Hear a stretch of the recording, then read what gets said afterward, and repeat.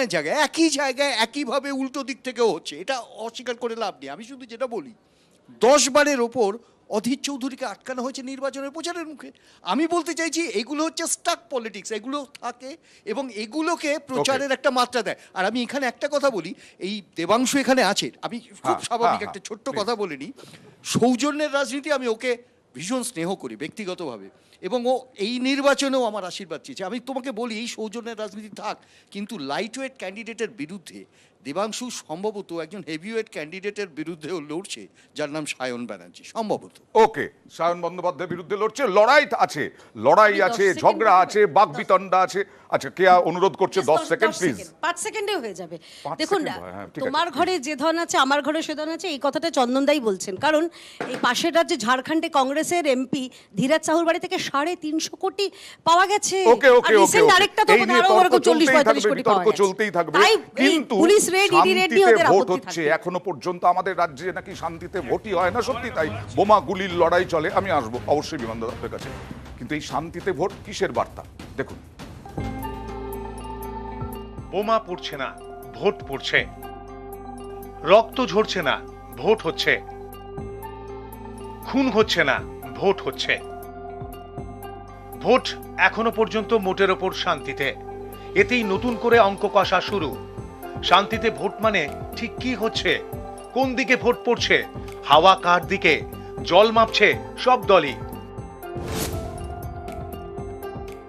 নির্বাচনে সাধারণ মানুষের অংশগ্রহণ নিশ্চিতভাবে আমরা তাতে খুশি। যে কায়দায় পঞ্চায়েতের নির্বাচন বা বিগত নির্বাচনগুলো রাজ্য প্রশাসন করেছেন, সে কায়দাতে করতে পারেনি। 95% বেশি বুথে কেন্দ্রীয় আধা সামরিক বাহিনীর উপস্থিতি, চলমান ওয়েব ক্যামেরা বা সিসিটিভি উপস্থিত থাকার জন্য বুথ প্রিমিসেসের মধ্যে অবাধ লুট এবং ভোটের কম্পার্টমেন্ট তুলে দিয়ে কে কোথায় ভোট দিচ্ছে দেখা, এটা খুব বেশি করতে পারেনি। জেতার ব্যাপারে 200% আমরা নিশ্চিত। বিপুল পরিমাণে ভোট, মহিলাদের ভোট পড়ছে, মা বোনেরা ভোট দিচ্ছেন। লক্ষ্মীর ভান্ডার থেকে স্বাস্থ্যসাথী, কন্যাশ্রী থেকে রূপশ্রী, বিভিন্ন ক্ষেত্রে মহিলাদের যে আর্থিক অধিকার, সামাজিক অধিকার, রাজনৈতিক অধিকার মমতা বন্দ্যোপাধ্যায় দিয়েছেন। মানুষ উন্নয়ন পাচ্ছেন, পরিষেবা পাচ্ছেন। এক একটি পরিবার বাংলায় সুরক্ষিত, সরকার দ্বারা সুরক্ষিত। তারা উজাড় করে ভোট দিচ্ছেন তৃণমূল কংগ্রেসের প্রার্থীদের। করার মতো মনোভাব কোথাও কোথাও বিজেপি দেখাচ্ছে, যদিও বেশি সুযোগ পাচ্ছে না। আপনি পঞ্চায়েত, পৌরসভা তার সঙ্গে মেলালে সেই সুযোগ পাচ্ছে না, কিন্তু এটুকুই বা পাবে কেন? ইলেকশনটা হওয়া পর্যন্ত সেন্ট্রাল ফোর্স, বুথ ছুট ইত্যাদি কনফিডেন্স বিল্ডিং করবে। ভোটটা পর্যন্ত কিছু করতে পারলো না বলে সেই রাগের জ্বালা, গায়ের জ্বালা, ঝাল পেটানো।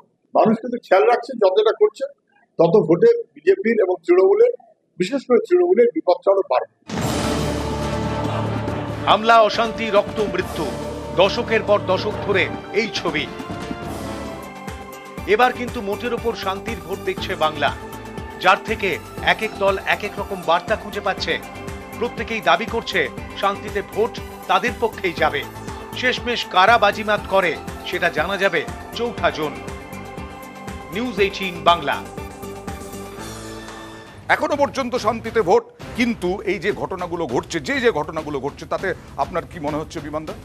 এই যে আপনারা বলছেন না, মাইক্রোফোনটা কাছে প্লিজ। একটা শান্তিতে ভোট হচ্ছে তুলনামূলক, বিশেষ করে ওয়েস্ট বেঙ্গলে লাস্ট যে ইলেকশনগুলো হয়েছে তার পরিপ্রেক্ষিতে, এবং সারা ভারতবর্ষে যে ভোটের যে প্যাটার্ন, তাতে কি কেন্দ্রে যে দল বিজেপি এবং এখানে তৃণমূল, দুজনেই বুঝতে পারছে সাধারণ মানুষ তারা যে বাইনারিটা বোঝে, গরিব এবং বড়লোকের যে বাইনারি, কিংবা যে কমিটমেন্ট, যে গ্যারেন্টি মোদী সরকার কিংবা তৃণমূল দিয়েছিল, একজন 2 কোটি চাকরি পার বছর আর একজন 2 লাখ চাকরি পার বছর, কিন্তু 10 বছর পরে দেখা যাচ্ছে যে সেই প্রতিশ্রুতি তো অনেক দূরে।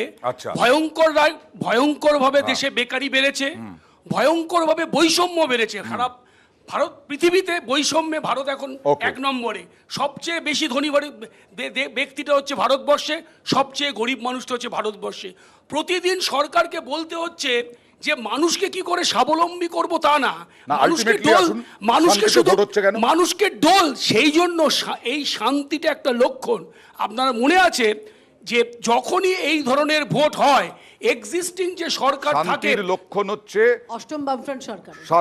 শান্তির অষ্টম লক্ষণ আবার হচ্ছে বলেনি, কিষাণু। উনি উত্তরটা দিলেন বলে আমাকে বলতে দিন, কারণ অনেকক্ষণ কথা বলেছেন তো সবাই, যে অষ্টম বামফ্রন্ট সরকার মানে আটটা টার্মস মানুষ একটা সরকারকে জিতিয়েছিল Okay. With confidence. Okay. তারপরে নিশ্চয়ই ভারতবর্ষের তৃণমূল তো গণতন্ত্রে আপনারা রিগিং করেছেন। আমায় বলতে দিন, আমি জিজ্ঞেস করছি প্লিজ দাদা। বলতে দিন আমাকে, যে 7টা টার্ম যখন মানুষ জিতিয়েছিল তারপরে তারা মুখ বদল চেয়েছে, তারা মনে করেছে তাদের Okay. অধিক, তার একদম। মানে এটা নয় আটবার হয়নি। যে সাতটা ফ্রন্ট এসছিল মানুষের জন্য কাজ করেছিল, Okay. আর কিষাণু, 10 বছরেই হারিয়ে গেছে।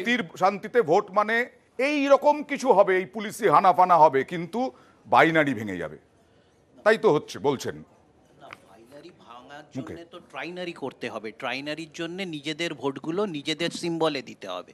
নিজেদের সিম্বল যেটা দেবাংশু একটু বলল, ওই একটা ফুটকি যুক্ত করে যদি নিজেদের ভোটটা ট্রান্সফার করে রাম থেকে বাম, বাম থেকে রাম করে দেয়, তাহলে হবে না। একটু আগে আনএমপ্লয়মেন্ট মানে বেকারত্বের কথা হলো। বেকারত্বের হার ভারত সরকারের পরিসংখ্যান বলছে যে ন্যাশনাল অ্যাভারেজ হচ্ছে 6.56, সেখানে পশ্চিমবাংলার অ্যাভারেজ হচ্ছে 5 বা 5-এর নিচে। তাহলে ন্যাশনাল অ্যাভারেজ থেকে পশ্চিমবঙ্গ ভালো পারফর্ম করছে। যেখানে Okay. ভারতবর্ষে 40 বছরে সব থেকে বেশি বেকারত্ব দেখছি, সেখানে পশ্চিম বাংলাতে আমরা 40% বেকারত্ব কমাতে পেরেছি। আচ্ছা। আবার এটাতে আমরা স্যাটিসফাইড নয়। হ্যাঁ। এর জন্য আমাদের তৃতীয় তৃণমূল সরকার কিন্তু নতুন করে কর্মসংস্থান এবং বেকারত্বের সাথে লড়াই করার Okay. জন্য, এবং নেত্রী Okay. এটা বারবার হ্যাঁ। বলেছে। এবং বেশ, বেশ। বিজেপি শাসিত রাজ্য হরিয়ানা 37.4, ভারত সরকারের পরিসংখ্যান বলছে। বিহার 19.1, ঝাড়খণ্ড 18, রাজস্থান কিছু কংগ্রেস কিছু বিজেপি 28.5। ওকে, কেয়ার কাছে জবাব নিয়ে আবার দেবাংশুর কাছে যাবো। পারফরম্যান্স কেয়ার কাছে পাশাপাশি জবাব নিয়ে আবার দেবাংশুর কাছে যাবো। ছোট কেরলের করে। দেখুন, performance-টা এক সেকেন্ড বলছি কেরল, হ্যাঁ, যেহেতু বলছি, Okay, এক সেকেন্ড বলছি। সিপিএম এর প্রতিনিধি Okay, কেরল দেবাংশুর বললেন, কাছে যাবো, কেরল please. পশ্চিমবাংলা থেকে বেশি বেকারত্ব Okay. 7.4। আমি আমার যে এক সেকেন্ড বিমান দাও, অনেক বলেছেন, একটু বলতে দিন। দেখুন, নিঃসন্দেহে এখানে কর্মসংস্থান হয়েছে, এখানে কাটমানি শিল্প হয়েছে, চুরির শিল্প হয়েছে, বালি চুরির সঙ্গে যুক্ত রয়েছে, চাকরি চুরির সঙ্গে যুক্ত হয়েছে, এত কর্মসংস্থান হয়েছে। আমি বাদ দিচ্ছি মোমো, কচুরি, ফুচকা, ফুলুরি, ঝালমুড়ি, ঘুগনি, চা যারা বিক্রি করে সেগুলোকেও যদি কর্মসংস্থানের Okay. আন্ডারে আনেন তাহলে আমার কিছু বলার নেই। বেশ। এক, আর দ্বিতীয়ত বামেদের উদ্দেশ্যে 5 সেকেন্ড একটু বলতেই চাই।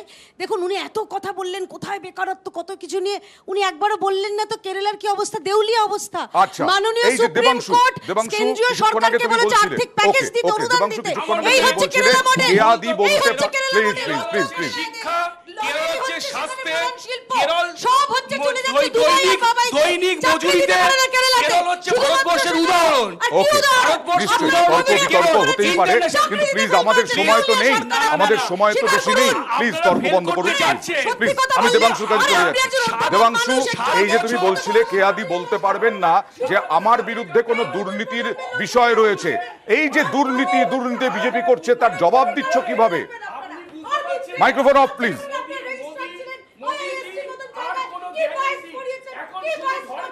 দেখুন, বিজেপি দুর্নীতি করে চিৎকার করতেই পারে, কিন্তু আমাদের কথা হচ্ছে বাংলার মাটিতে বাংলার সাধারণ মানুষ তারা দুটো জিনিস লক্ষ্য করছে। এক, তৃণমূলে যাদের বিরুদ্ধে দুর্নীতির অভিযোগ উঠেছে, সেটা পার্থ চ্যাটার্জি হতে পারে, শান্তনু হতে পারে, কুন্তল হতে পারে, তারা দল থেকে বহিষ্কৃত হয়েছে। কিন্তু যেখানে বিজেপির যাদের বিরুদ্ধে দুর্নীতির অভিযোগ হয়েছে, সেই শুভেন্দু অধিকারী বিরোধী দলনেতা করে সে পুরস্কৃত হয়েছে, হেমন্ত বিশ্ব শর্মা মুখ্যমন্ত্রী হয়ে সে পুরস্কৃত হয়েছে, অজিত পাওয়ার উপমুখ্যমন্ত্রী হয়ে সে পুরস্কৃত হয়েছে। অর্থাৎ তৃণমূলে বহিষ্কৃত এবং তিরস্কৃত, বিজেপিতে পুরস্কৃত, এই দুটো ডিফারেন্স বাংলার মানুষ দেখতে পাচ্ছে। তৃণমূল অ্যাকশন নেয় আর বিজেপি তাদেরকে মাথায় মুকুট পরিয়ে স্বাগত জানায়, এটা বলে যে তুমি দুর্নীতিতে হাত পাকিয়েছো, বিজেপিতে তোমায় স্বাগত, যে যত বড় দুর্নীতি করতে পারবে তার জন্য তত বড় আসন। ফলে এই জিনিসটা এফেক্ট পড়বে, কিন্তু বিজেপির এগেনস্টে পড়বে। কিন্তু তুমি প্রচার করছো কি? তোমাকে তো এই অভিযোগের জবাব দিতে হচ্ছে, তোমাকে তো চোর চোর স্লোগান শুনতে হচ্ছে।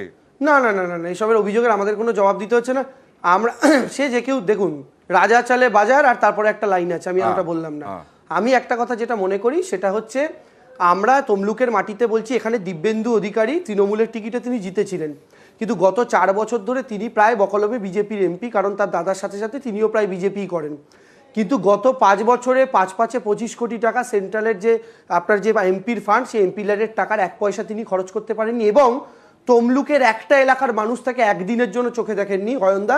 আপনি নিউজ 18 বাংলার ক্যামেরা নিয়ে বিজেপির পার্টি অফিসে পাঠান, তাদেরকে জিজ্ঞাসা করুন দিব্যেন্দু অধিকারীকে লাস্ট কবে দেখেছেন, তারাও বলতে পারবেন না। ফলে আচ্ছা, আমি মানুষের বেশ। কাছে একটাই কথা বলছি, বিজেপির এমপি মানেই ভ্যানিশ, বিজেপির এমপি মানেই দেখা যায় না। দিব্যেন্দুকেও দেখতে পাননি, গাঙ্গুলি বাবুকেও দেখতে পাবেন না, কপাল পোড়াবেন না, ঘর পোড়া গরু এবার একটু ব্যক্তিগত প্রশ্নে আসি। অনেকে বলছেন ফেসবুকের মাঠে বিরাট ফলোয়ার এই দেবাংশু ভট্টাচার্যের, কিন্তু রাজনীতির ময়দানে কতটা? দেখুন, এটা তো জবাব দেবে চৌঠাজুর, কারণ এটা আমার জীবনের প্রথম নির্বাচন একদম। আর এটা তৃণমূল কংগ্রেসেই সম্ভব অয়নদা, যে এমন একটা ছেলে যার কোনো রাজনৈতিক ব্যাকগ্রাউন্ড নেই, যার কোনো ফ্যামিলি ব্যাকগ্রাউন্ড নেই, যার রাজনীতি পরিবারের কোনো মামা কাকা দাদা নেই, যার কোনো পলিটিক্যাল গডফাদার নেই, শুধুমাত্র সোশ্যাল মিডিয়াকে ব্যবহার করে একটা ছেলেকে একটা দল, প্রথমে মুখপাত্র, তারপর যুবর সাধারণ সম্পাদক, তারপর আইটি সেলের হেড, তারপরে তার জীবনের প্রথম নির্বাচনটাই সবচেয়ে বড় নির্বাচন, লোকসভা ইলেকশন। এটা তৃণমূল মমতা বন্দ্যোপাধ্যায় কোনো টিপস দিয়েছেন? থাকতাম বা কংগ্রেসে থাকতাম, আমার পকেটে যদি কোটি টাকা না থাকতো এই জিনিস সম্ভব নয়। একদম দিদি আমাকে টিপস দিয়েছে, দিদি আমাকে একটা কথাই বলেছেন যে দেবাংশু 29 বছর বয়সে আমি প্রথম ক্যান্ডিডেট হয়েছিলাম, হয়ে আমি সোমনাথ চট্টোপাধ্যায়কে হারিয়েছিলাম। আমি যদি 29 বছর বয়সে সোমনাথ চট্টোপাধ্যায়কে হারাতে পারি, তুইও তবে 28 বছর বয়সে ভণ্ড বিচারপতি। আর আপনারা জানেন কিনা জানি না, এই চোর চোর স্লোগান শুনতে হয়েছে। আবার ভণ্ড বিচারপতি কথাটাতে আপত্তি জানাচ্ছি। চোর চোর, কাকে ওকে বলছেন? ওকে ঠিক আছে, আপনারা এটাতে আপনারা আপনি ঠিক আছে আপত্তি জানাচ্ছি। ওকে, চোর চোর স্লোগান যেমন শুনতে হয়েছে, কে একটু মজাই পাবে। আবার বিয়ের প্রস্তাবও নাকি এসেছে দেবাংশুর কাছে। আচ্ছা, চোর চোর Please, স্লোগানটা please, সারা please, পশ্চিমবঙ্গে please, চলছে তো। please, চোরদের একটু, চোর একটু, স্লোগান একটু, শুনতে একটু, হবে, এটাতে আপনাদের নতুন তর্ক কিছু নয়, নেই। আপনাদের তর্ক নয়, please। চোরদের চোর স্লোগান ওকে শুনতে ওকে হবে, ঠিক আছে, এটাতে নতুন ঠিক আছে। কিছু ছাড়া নেই। কিছু হ্যাঁ, নেই। বিয়ের প্রস্তাবটা ওকে ওই জন্য অন্য কথা দেবাংশু, বলতে বিয়ের হচ্ছে। বিয়ের চুরি ছাড়া কিছু প্রস্তাব আছে বলতে পারবে? শিক্ষায় এত বড় দুর্নীতি হয়েছে, প্লিজ বলতে পারবে? বিমানদা। না, আমি বলি কেয়া, এই যে বিমানদা, কেয়াদি বলছেন না চোর স্লোগান চোরেদের দেবাংশু, শুনতে হবে, বিয়ের কেয়াদিকে প্রস্তাব। বহুদিন আমি এই রাজনীতির কথা শুনতে চাই না, বিয়ের প্রস্তাব। বহুদিন মেট্রো ডেয়ারি শুনতে হয়েছে, একবার জিজ্ঞেস করবেন। আমি আরে তাও তো উত্তরটা পেলাম না ভাই। আরে দেবাংশু, উত্তরটা তো পেলাম না তো।